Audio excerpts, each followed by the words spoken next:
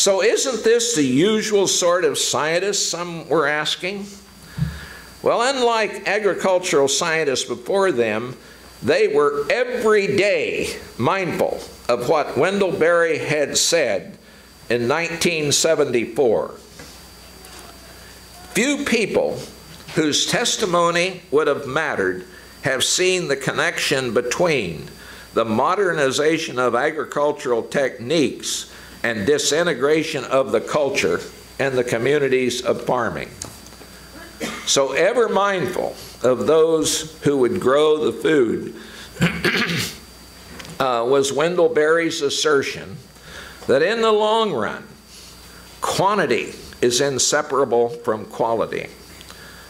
To pursue quantity alone is to destroy those disciplines in the producers that are the only assurance of quantity. The preserver of abundance is excellence. So scientists were needed who were broadly educated as well as well-trained. So how did it happen? Well, it didn't just happen. Late in that period, a few in establishment scientists had been watching and reading the papers of a few young scientists scattered here and there. The National Academy of Science, the Royal Society endorsed the value of perennials. World Bank officials visited the Land Institute 3 times. The Food and Agriculture Organization of the United Nations hosted a workshop in Rome in 2014 for 28 geneticists from around the world, scientists interested in perennial grains. And to top it off, in October of 2014, the Land Institute hosted a workshop on ecological intensification through perennial grains at Estes Park, Colorado, sponsored by a friend of the land, philanthropist Melinda Merrill. 50 scientists assembled for a week. They were mostly young scientists in plant breeding, genetics, ecology, microbiology, soil science. They addressed the research challenges for the new paradigm, and following the open session, for the rest of the week, they assembled in small groups to review past research, current work, and plan collaboration. They explored opportunities to scale up the research agenda.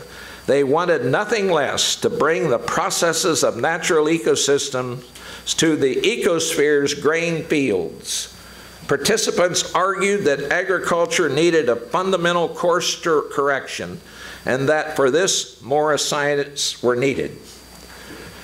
Now, scientists were frequently asked, what makes you think acceptable yields can be attained out of such a diverse system? 2 reasons, they answered. It's well known that natural ecosystems tend to have greater net primary production than the annual monoculture systems managed by humans. So to the extent that we can imitate the structure, we have data to support that we can be granted high net primary production at the ecosystem level. And at the individual plant level, perennials have a longer growing season. Well, the Estes Park meeting opened with an explanation of why our ancestors had not developed perennial grains and why we now could. Land Institute scientists David Van Tassel, Lee D. Hahn, and Stan Cox had described earlier in a refereed paper that became a classic. That because annuals tend to accept their own pollen, the tightest form of inbreeding, the mutation load does not build up. It gets purged every generation. And if a desirable mutant does appear, however, like resistance to seed shatter, the desirable mutant can be quickly fixed in the population. Perennials, on the other hand, tend to outcross, to not accept their own pollen. The mutation load accumulates, And when closely related offspring are crossed, lethal or otherwise undesirable genes lead to aborted embryos or otherwise undesirable plants. Our ancestors lacked this knowledge and the know-how for dealing with it. But then, this young group, those geneticists, also had the computational power and molecular tools and the ability to grow out tens of thousands of plants and purge the genetic load. They still made wide hybrids between wild perennials and their annual relatives, wheat, sorghum, sunflower, and rice. And they began solving the oldest environmental problem, grain agriculture. The new hardware of the perennial won the geneticists' new colleagues. These young ecologists and evolutionary biologists were eager to apply their knowledge and skills to grain agriculture. From their fields, billions of dollars worth of research results accumulated for the previous century and a half could now be applied to the restoration of agriculture. The scientists had the software for the new hardware. The long path to a sustainable agriculture could be seen. Imaginations went wild. Rangeland ecologists used grazing livestock along with fire as management tools. Feedlots for cattle, chickens, hogs, and turkeys emptied as animals returned to the farm to eat and deposit their urine and manure. Sheep and goats were employed in the grazing regime. And people with naturalist bents, but who had abhorred farming, became farmers. They loved their farming and were able to witness wildlife return to rural areas. In 2018, a stable legume Kernza biculture developed by Tim Cruz at the Land Institute was sustained by biological nitrogen fixation.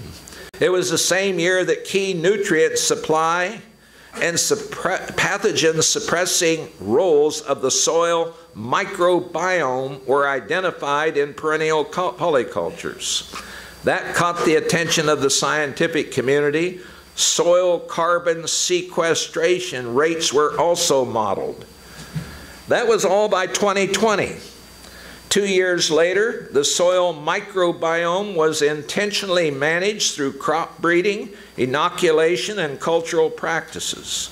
In 2025, a stable triculture was sustained by biological nitrogen fixation, leading to over-yielding, which then became the rule. In 2025, perennial sorghum, developed by Stan Cox's team, was well established in sub-Sahara Africa. It too was sustained by biological nitrogen fixation.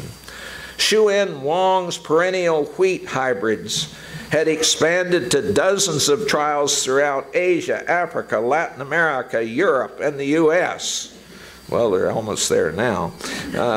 Through the work of plant pathologists and ecologists, by 2030, the levels of crop diversity required to regulate pests were implemented on field and landscape scales. Sunflower hybrids and Sylvia's oilseed crops were expanding their range. An agricultural historian at the University of Kansas, writing in mid-21st century, began a concluding paragraph with the following: "There was still much work to do after Estes Park." Her book was about the institutionalization of the paradigm, describing how it happened, the courses that were taught, the research disappointments and breakthroughs, adoption by farmers, and more. She described ecological intensification as an information-intensive paradigm, one that had replaced the energy-intensive industrial approach.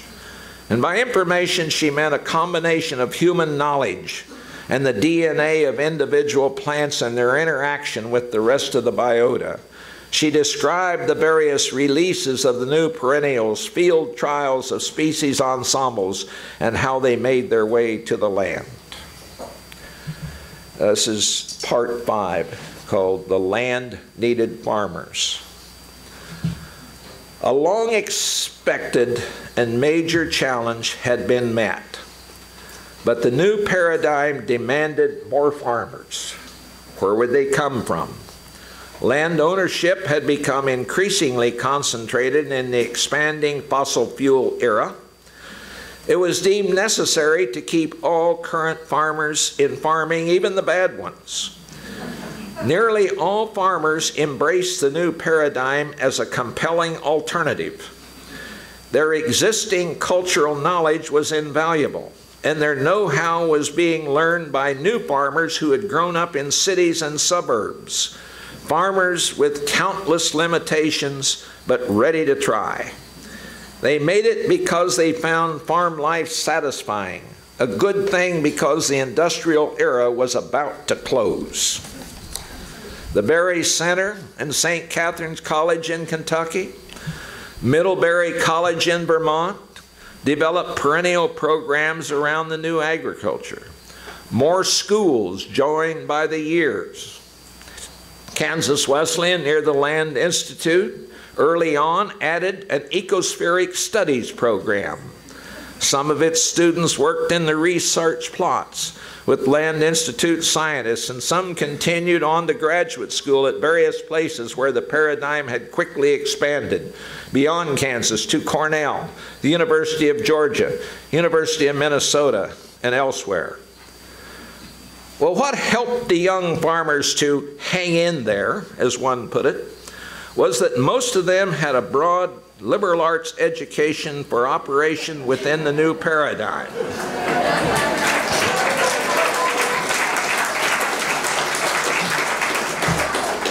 Universities began to add colleges to rank alongside the School of Engineering, Arts and Sciences, or School of Education.